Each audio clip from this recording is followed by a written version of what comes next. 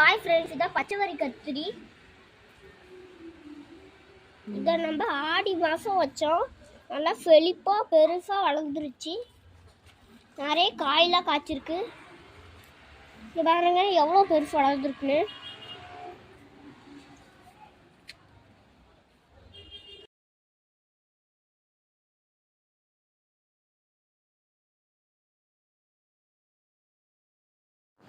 நம் தோட்டத்தில் பச்சை வரிக்கத்திரி நன்றாக காய்த்திருக்கிறது.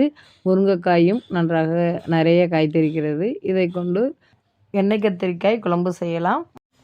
பூண்டு நன்றாக வதக்கவும், அதன் மீது வெங்காயம், கத்திரிக்காய், முருங்கைக்காய், தக்காளி சேர்த்து நன்றாக வதக்க வேண்டும். புளிசாறு எடுத்து அதில் குழம்பு மிளகாய்த்தூள், உப்பு சேர்த்து நன்றாக வேக விடவும். நன்றாக வெந்ததும் கறிவிடகம் தாளித்து